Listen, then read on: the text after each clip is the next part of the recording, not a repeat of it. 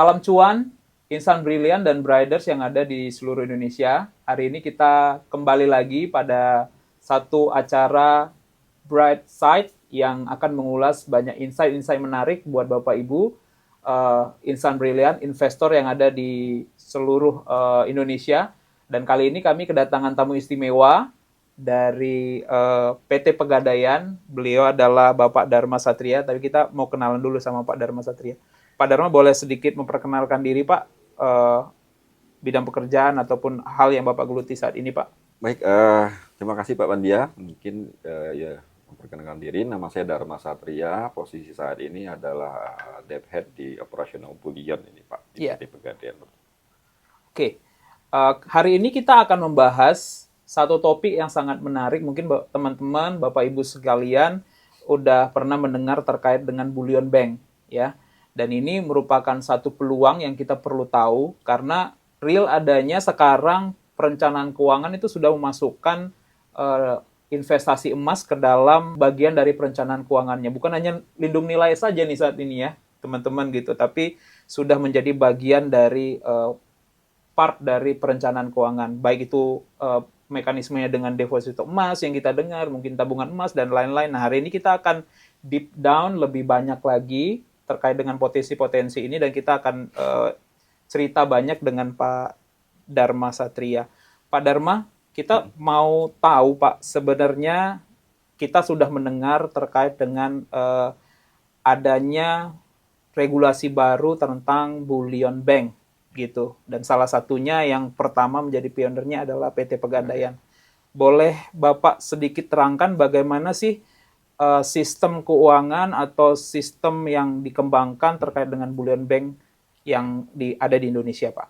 Ya, mungkin kita bawa kilas balik ke belakang. Kenapa pemerintah ini mengeluarkan undang-undang terkait P2SK penguatan yang di dalamnya itu memang ada ruang untuk pembentukan dari bullion bank ini di Indonesia.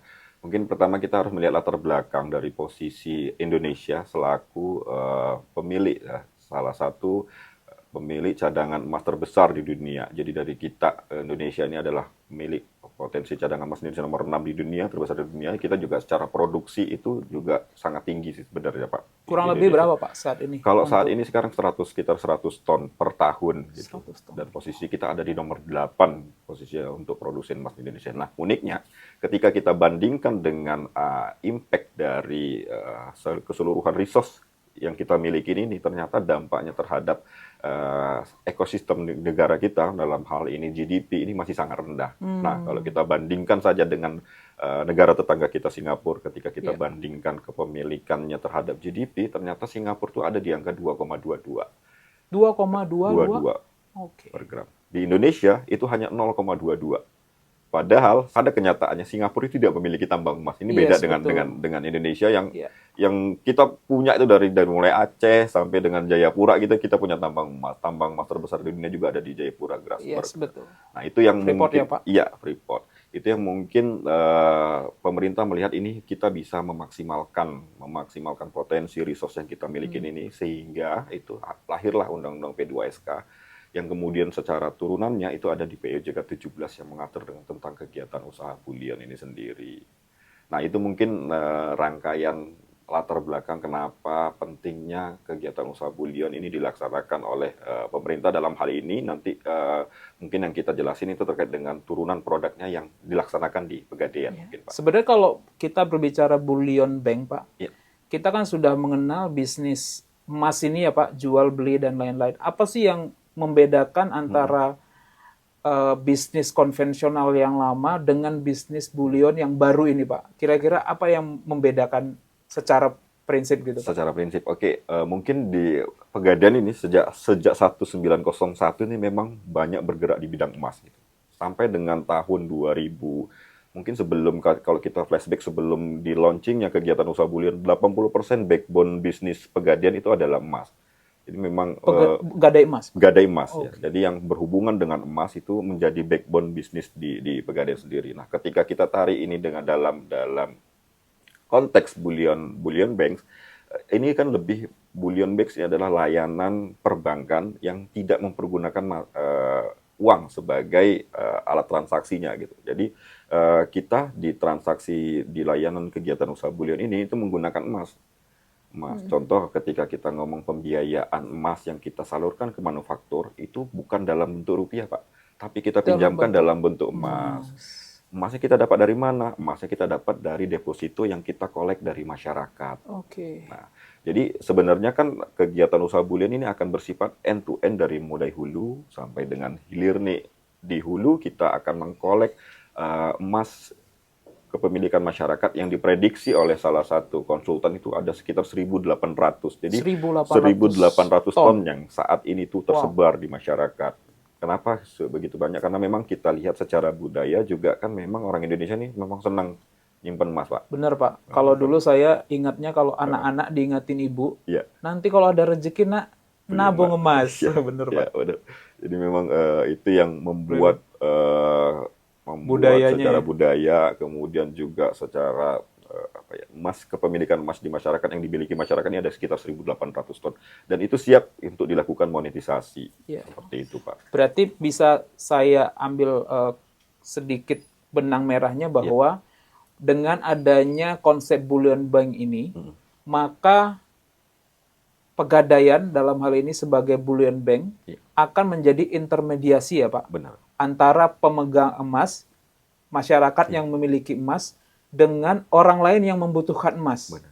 Jadi Pegadaian akan ada di tengah, Iya, dan bisnis-bisnis turunannya nanti juga mirip-mirip seperti perbankan ya Pak. tepat. Bisa juga modal kerja melalui emas, simpan pinjam, deposito dan lain-lain. Kurang lebih seperti itu kalau yang saya tangkap Pak. Iya, benar. Jadi memang Atau ada yang mau ditambahkan lagi Pak? ya mungkin sedikit menambahkan bahwa memang benar fungsi Pegadaian nanti ini akan sebagai intermediari ya dari sisi demand dan kemudian dari sisi supply-nya. Nah, pada tahap awal di POJK sebagai regulasi utama itu hanya mengatur 4 kegiatan usaha, Pak. Ya. Yaitu ada perdagangan, kemudian ada penitipan, simpanan, dan pembiayaan. Ini yang nanti mungkin ke depannya ini akan banyak menjadi produk turunan-turunannya seperti yang Pak Pandia sampaikan tadi. Jadi ini masih awal mula, Awal banget. tapi kita bisa ngebayangin sekarang produk bank yang begitu banyak, itu nanti akan ada juga di bullion Di bank ya bullion Pak? bank, Wah, benar, Pak. luar biasa. Nah, kalau melihat dari transformasi yang dilakukan oleh pemerintah, termasuk di Pegadaian Pak, kira-kira siapa yang nanti bisa mendapat benefit dari transformasi yang dilakukan ini? Atau siapa yang akan berperan dalam bisa mengambil bagian lah dalam transformasi di bullion bank ini yang akan dilakukan di Indonesia, Pak? Nah, kalau kita melihat bahwa besarnya potensi yang bisa kita lakukan monetisasi, ya, artinya kan tadi kita melihat ada 1.800 ton kepemilikan emas yang ada di masyarakat yang siap kita tarik dan itu akan menjadi apa ya, tambahan ke sistem keuangan di kita ya Pak, secara modal. Bapak bayangin ketika kita bisa melakukan monetasi atas 1.800 ton itu saya nggak kebayang itu berarti sekitar Itu nolnya ada berapa ya? mungkin 1.800 triliun, hampir 1.800 triliun ketika kita mengasumsikan 1 1 gram juta. 1 juta per 1 juta. Nah, dengan harga sekarang sekitar 1,7, mungkin kita bisa melihat besarnya potensi ya, besarnya potensi dari penambahan suplai uang ke perekonomian kita. Nah, tentu saja ini akan banyak menggerakkan kalau kita lihat dari sisi UMKM, ini akan banyak terbantu dengan hadirnya model bisnis dari bullion bank ini. Di sisi lain, perdagangan di kita ini kan perdagangan emas contohnya. Perdagangan emas ini masih dalam yang kita lihat itu anomali, Pak. Jadi kita sering kali memperdagangkan emas yang berasal dari luar gitu. Padahal Indonesia ini produsen. Iya. Nah, kondisinya itu disebabkan karena pada saat di awal ini kita banyak melakukan ekspor raw material keluar, kemudian diproses di luar dan dikembalikan lagi di Indonesia. Nah, ini yang sebenarnya tidak memberikan nilai tambah lebih terhadap dari sisi perekonomian. Nah, hadirnya bullion bank ini diharapkan itu mampu menjembatani gap itu sih sebenarnya, Pak. Jadi kalau saya melihat nanti sisi UMKM akan sangat terbantu ya Pak. Artinya masyarakat yang memiliki emas akan bisa berkolaborasi atau menggunakan layanan ini, dan UMKM yang selama ini butuh emas bisa mengabsorb emas-emas yang ada di di masyarakat nih masyarakat. Benar, melalui Pak. bullion bank. Benar. Seperti itu ya, Pak Iya, ya? iya, Pak.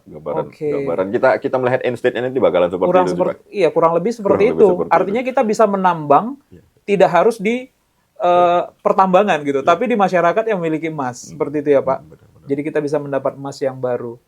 Kalau dari sisi yang kita lihat saat ini, Pak, ini kan memang sangat berkembang terkait dengan digitalisasi emas. Ya, itu kita rasakan sekali di masyarakat. Kalau dari sisi transformasi yang dilakukan oleh eh, PT Pegadaian untuk konsep bullion bank ini seperti apa, Pak? Digitalisasi yang dilakukan untuk prosesnya, Pak? Ya, memang untuk digitalisasi dalam beberapa tahun belakangan ini kita coba melakukan akselerasi nih, Pak. Ya. Jadi memang untuk saat ini kita memiliki beberapa channel untuk penjualan emas lewat digital nih. Pembelian lewat digital yang saldo ya. Jadi si nasabah pembeli emas itu tidak perlu melakukan penyimpanan atas emas yang disimpannya. Jadi cukup dilakukan pembelian lewat aplikasi digital di kita, Pegadaian Digital Service, ya, itu dia bisa memiliki emas tanpa harus menyimpan. Nah, kabar baiknya memang untuk penjualan emas digital ini juga tidak hanya bisa dilakukan di kasih Pegadaian Digital gitu. Ini juga tersedia di Brimo misalnya. Aplikasi Brimo, Iya, kemudian outlet channel BRI yang memang secara bagian merupakan keluarga besar dari BRI nih, BRI ya, Pegadaian sendiri. BRI Nah, Mobile untuk BRI ini ya. Mobile. Nah, itu juga mungkin dengan luasnya channel itu, ini tuh membuat tabungan di kita ini mengalami kenaikan yang luar biasa gitu kan di beberapa tahun belakangan ini sampai saat ini menyentuh angka hampir 13,5 ton, Pak, yang kita jual melalui aplikasi digital ini. Sebenarnya semudah apa sih, Pak, proses untuk bisa memiliki atau bertransaksi emas di digital platform saat ini? Bisa Bapak kasih bayangan nggak semudah apa sih, Pak, kepada insan brilliant atau briders yang menonton acara Brightside ini, Pak? Ya, untuk sangat mudah, Pak, sangat Mudah, simpel, ya? sangat simpel karena memang ini hanya dilakukan proses KYC di awal untuk mendaftarkan nomor KTP, kemudian itu melakukan pendaftaran, kemudian memilih outlet, udah tinggal beli. Hanya Gitu. itu aja, Pak. Hanya itu saja. Jadi Dan mungkin 3 langkah, 4 langkah udah bisa bertransaksi emas. Mulai dari berapa, Pak? Kalau Dan sekarang ini kan kita di 0,01, jadi kira-kira dengan Rp18.000 ini udah bisa 0,01 sudah memiliki bisa emas. belanja Benar, emas. benar. Wow, bahkan mungkin dari mulai anak yang usia sekolah udah bisa ya. Jadi Udah nggak bisa usah untuk ngopi sehari pun bisa punya emas. Kalau 18.000 kayaknya dapat 0,02 itu, Pak, kalau satu gelas kopi gitu ya. Wah, ini menarik sekali. Sebenarnya kalau melihat dari transformasi yang dilakukan ini, Bapak bisa ceritakan kira-kira apa sih yang udah dilakukan oleh Pegadaian, mungkin kelengkapan apa atau hal apa yang sedang dilakukan untuk mempersiapkan menjadi bullion bank di Indonesia saat ini yang sedang dilakukan oleh PT Pegadaian, Pak? Secara produk maksudnya, Pak? Secara produk mungkin atau secara servis ke masyarakat, Pak? Nah, kalau untuk secara produk sendiri, kita memang memiliki 4 produk utama yang menjadi dasar dari pilar lah dari kegiatan usaha bullion tadi ya. Jadi kalau untuk di simpanan kita punya yang namanya deposito, Pak. Ada depositonya. Deposito Wah, emas. mirip banget sama bank ya, Pak. Iya, Pak. Kemudian di penitipan kita punya jasa titipan penyimpanan korporasi gitu ya. Ya, kemudian di pembiayaan kita punya pembiayaan modal kerja emas, dan yang terakhir itu di perdagangan kita punya bullion trading. Jadi keempat ini memang kita coba melakukan penyesuaian atau lainisasi dengan regulasi dari sisi regulasi. Di deposito ini unik nih, Pak. Jadi ketika Bapak melakukan pembukaan tabungan emas tadi, Iya. baik melalui Pegadaian Digital Service, melalui Brimo, melalui outlet Pegadaian, outlet BRI, ini semua akan terkumpul di misalnya 5 gram nih, saya punya 5 gram, itu saya bisa mengajukan untuk men-switchingnya menjadi deposito emas. Itu saya punya 5 gram fisik atau 5 gram tabungan emas, Pak? 5 gram tabungan emas. Oh, 5 gram 5 tabungan gram tabungan emas, itu kemudian lewat aplikasi juga, itu bisa dilakukan switching nih ke deposito. Ke deposito. Deposito. Nah, deposito ini kan mirip seperti deposito rupiah ya. Jadi dengan jangka waktu tertentu minimal 3 sampai 12 bulan. Kita tinggal milih tuh, kita mau nyimpennya selama 3, 6 atau 12 bulan. Dan pada saat tiap akhir bulan ini akan kita berikan return. Ada kayak imbal hasilnya, imbal Pak. hasil. Ada imbal hasil Wow, yang kita menarik berikan sekali. kepada nasabah dalam bentuk saldo emas juga. Dalam bentuk saldo emas Dapat juga gramasi dapat lagi. gramasi, kita tambahan gramasi, dan ini si nasabah pada saat akhir dari periode jatuh tempo deposito itu bisa melakukan penarikan. Wah, ini menarik banget ya, Insan Brilliant. Jadi kalau selama ini kita nabung rupiah, kita dapat rupiah nih tiap bulan. Tapi kalau nabung Ya, emas, kita akan dapat gramasi emas tiap bulan. Nah, ini menarik sekali. ya. Kalau misalnya nih, emasnya dalam bentuk fisik, memungkinkan nggak Pak kira-kira?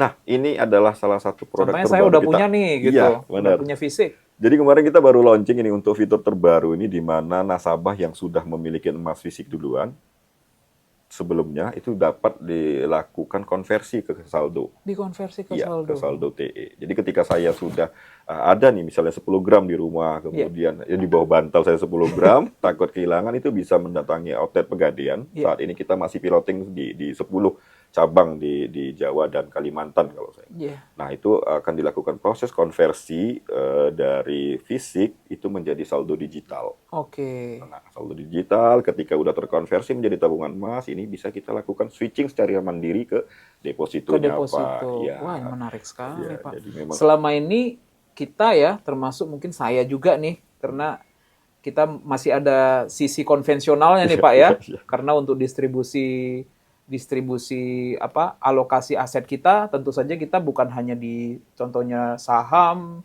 obligasi atau reksadana, kita juga menyarankan untuk di emas, Pak, sebagai ya tadi kita bilang lindung nilai, tapi bentuknya fisik, Pak. Nah, ini sebenarnya akan menarik, Pak, kalau misalnya kami bisa mengkonversinya, karena kita dapat double impact, Pak. Satu, kita nggak perlu lagi membayar biaya penyimpanan. Penyimpanan. Yang kedua, ternyata emas teman-teman semua, investor semua, itu bisa dapat pengembalian lebih. Di samping harga harga emasnya terus Kenaikan. naik ya, Pak? Benar, Pak. Benar itu Iya. ya? Nah, ini sangat menarik nih, teman-teman. Kalau lihat dari rantai bisnisnya, boleh Bapak ceritakan seperti apa sih rantai bisnis yang kembangkan di ekosistem Bullion Bank ini, Pak? Ya, memang kalau secara rantai ekosistem ini memang kita harapkan 4 produk tadi yang saya sampaikan sebelumnya itu mampu menjembatani kebutuhan dari mulai emas ini ketika diangkat dari tambang, kemudian ketika ini diproses Iya, oleh perusahaan manufaktur sampai emas ini diterima oleh masyarakat, gitu. masyarakat. Nah, harapannya empat produk tadi itu akan menjadi jembatan, Pak, atas kebutuhan-kebutuhan ya. Misalnya di sisi manufaktur, ketika dia mengalami kesulitan dalam modal kerja, dia bisa mengajukan ke PMK, ke kami, Yes, pinjaman betul. modal kerja Pinjaman kami. modal kerja ya. Nah, ini gap-gap seperti ini di setiap rantai nilai ini yang kita harapkan dapat tersolusi dengan produk dari Pegadaian ini sendiri, Pak. Ya, menarik sekali nih Pak Dharma. Artinya yang selama ini masyarakat memiliki tanda kutip ya Pak, aset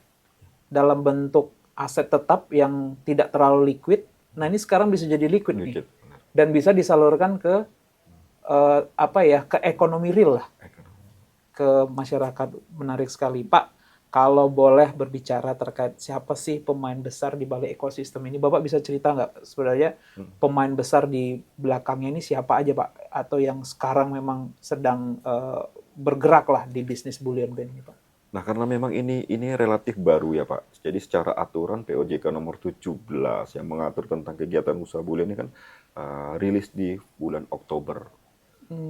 Karena memang persiapan di kita ya, di Pegadaian sendiri kita sudah melakukan kajian terkait dengan pembentukan Bullion Bank ini sudah sejak lama, Pak. Udah lama Ya, sudah sebenarnya. lama kita mengkaji tentang ini perlu dibentuk nih Bullion Bank di Indonesia karena besarnya potensi yang bisa kita lakukan monetisasi ya, monetisasi terhadap bisnis ini. Sehingga ketika OJK itu menerbitkan di Oktober 2024, itu kita bisa mendapatkan license atau izin secara resmi itu di bulan Desember 2024. Desember 2024. Desember 2024 kita mendapatkan izin resmi, kemudian juga diresmikan oleh Pak Prabowo di 24 Februari ya, tahun 2025 itu ada 2 Pak Pegadaian sebagai salah satu pionir ya.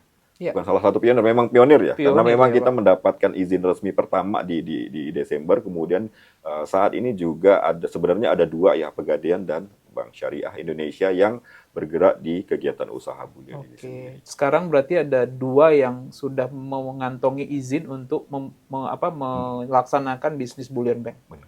Kita tahu nih Pak, Pegadaian sendiri adalah bagian dari BRI Group, Pak.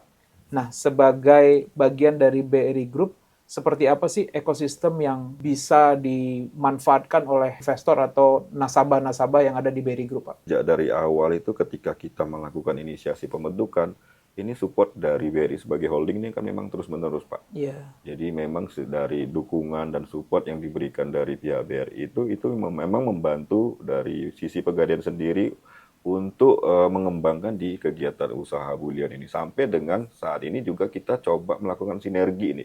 Sinergi dalam hal penyaluran beberapa produk dengan Iya. bundling produk. Jadi memang kita udah beberapa produk yang kita coba untuk bundling dengan produknya BRI ini ke masyarakat. Tujuannya apa? Supaya prosesnya ada streamline dan ini lebih efisien secara cost, baik bagi sisi Pegadaian sendiri maupun dari sisi BRI, kemudian dari nasabah. Nah, Ini yang sinergi-sinergi tadi Bapak ceritakan terkait dengan Brimo ya, Pak? Bukan? Atau yang lain? ada. Ini yang baru aja kita ini dalam bentuk PMK Emas, di mana PMK Emas kita ini bersinergi dengan BRI ya untuk memberikan pinjaman ke salah satu manufaktur emas. Oh, Jadi memang ini di backup sama fasilitas lain dari BRI. Nah, ini sebenarnya konsep-konsep sinergi seperti ini yang memanfaatkan resource dari kedua belah entitas ini akan menurut kami ini akan bakal memperkuat positioning dari kegiatan usaha bulian ini sendiri.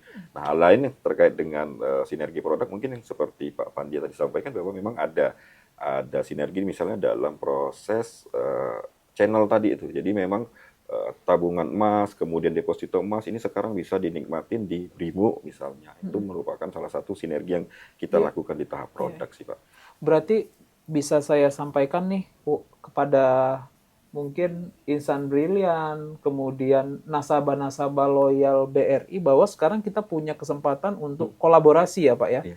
memanfaatkan limpahan likuiditas nih dari bullion bank, dari bisnis atau infrastruktur bullion bank ini, karena memang Pegadaian bersinergi nih Pak ya, untuk bisa menyalurkan juga likuiditas dalam bentuk tadi yang disebutkan, ada kredit modal kerja juga ke masyarakat, kemudian masyarakat juga atau nasabah-nasabah BRI Group gitu, bisa juga mulai menyimpan atau menabung di tabungan emas yang tadi disampaikan ada di Brimo. Ada di Brimo. Ya, ini memang satu ekosistem yang komprehensif jadinya ya, yang bisa diberikan kepada masyarakat. Iya. Pak, kita sebenarnya ini banyak yang menonton di Bright Side ini adalah investor-investor, Pak.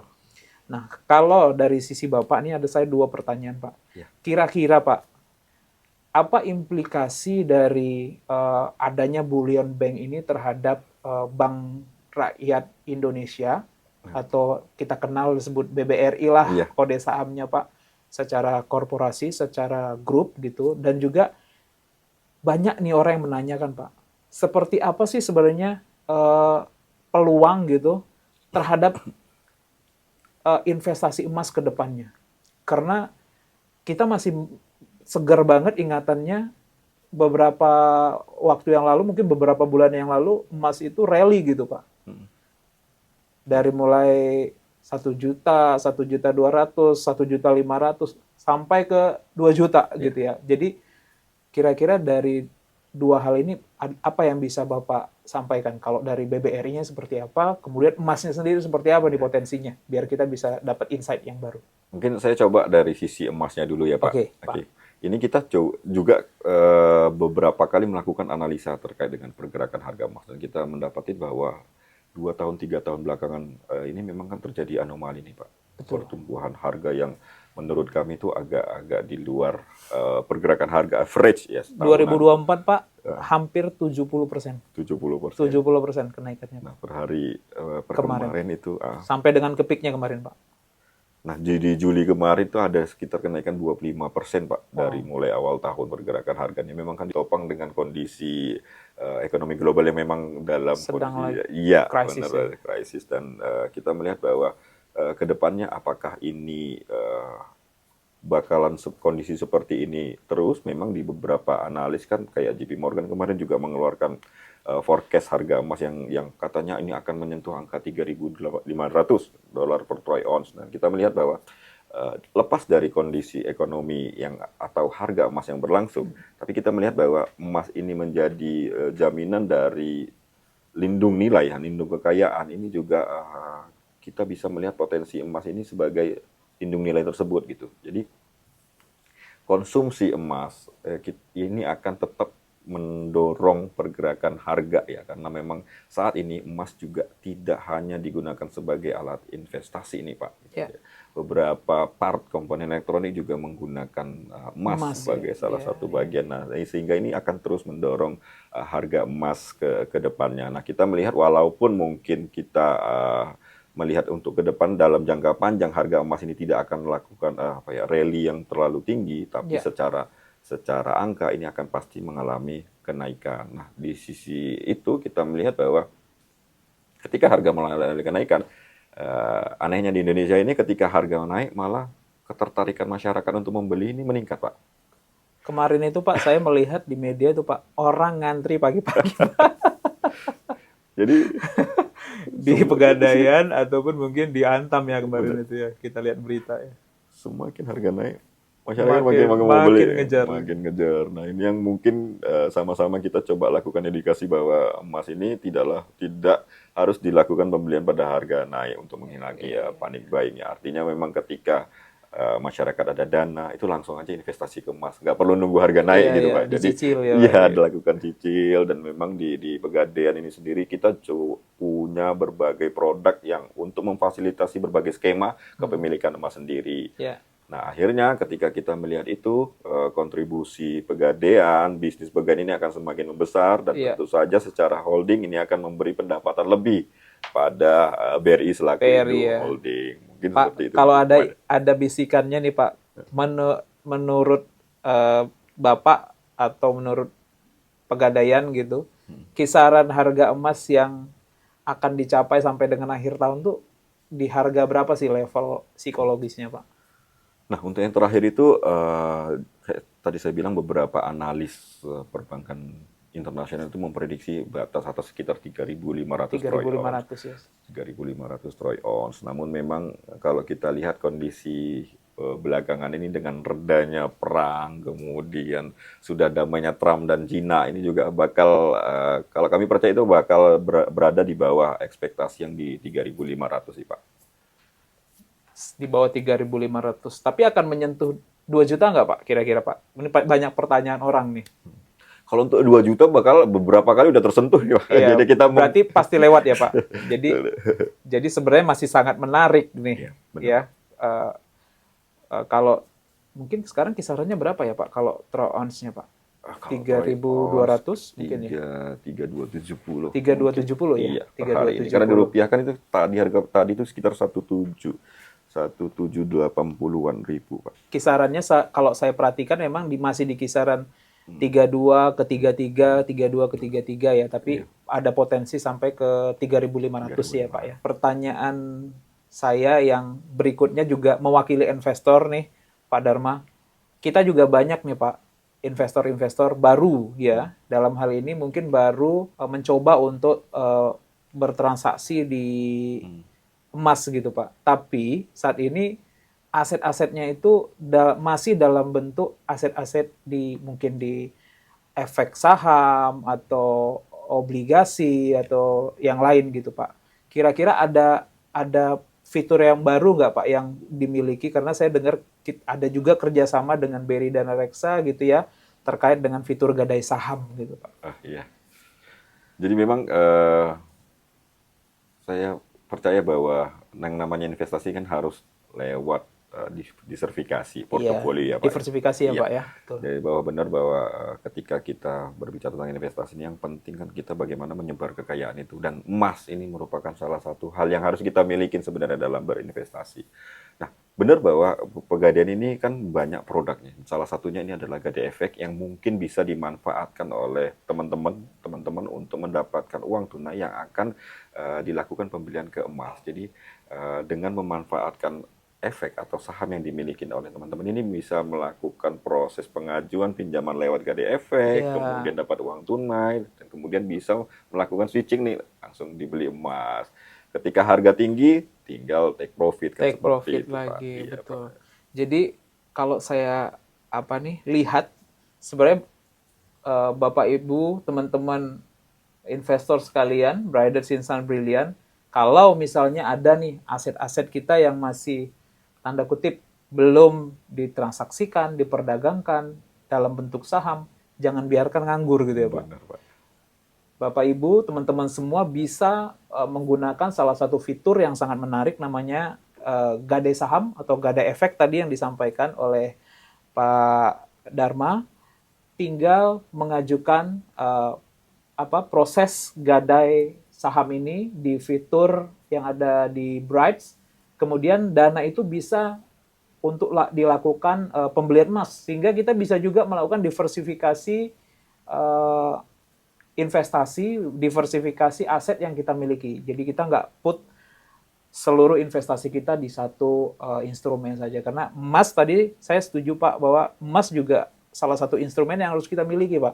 Karena ini tahan inflasi katanya ya. Inflasi, benar, Pak. Tahan banting gitu. Oke Pak, mungkin kita udah ada di akhir acara Broadside Pak. Banyak insight-insight yang Pak Dharma udah sampaikan, yang bisa ditangkap gitu, yang bisa kita manfaatkan. Mungkin ada closing sesuatu yang Bapak ingin tekankan lagi atau ingin ingatkan lagi ke investor-investor kita. Saya ingin coba afirmasi apa yang sudah saya sampaikan sebelumnya, bahwa kebutuhan akan investasi ini memang mutlak saat ini, Pak. Dan sebagai investor yang baik, harusnya ini melakukan pembagian atas portofolio investasinya. Disitulah peran emas yang akan menjadi salah satu pelengkap dari portofolio yang kita miliki. Mungkin itu sih, Pak. Iya. Terima kasih. Hari ini kita banyak dapat insight dan mungkin saya akan mengakhiri dengan satu quote bahwa investment is a new way of saving. Jadi cara orang menabung sekarang adalah dengan berinvestasi. Semoga insight yang bisa kita dapat dari Brightside hari ini bisa langsung diaplikasi, Pak. Benar, Pak. Jadi ilmu tuh jangan ditahan-tahan, langsung diaplikasi. Baik, mungkin itu dari kami. Terima kasih Pak Dharma Satria dari PT Pegadaian. Mudah-mudahan Brightside hari ini membawa pencerahan dan bisa membawa teman-teman terus cuan di pasar modal Indonesia buat investor-investor yang ada. Terima kasih. Kami akhiri. Assalamualaikum warahmatullahi wabarakatuh. Salam sejahtera buat kita semua. Terima kasih Pak. Terima kasih.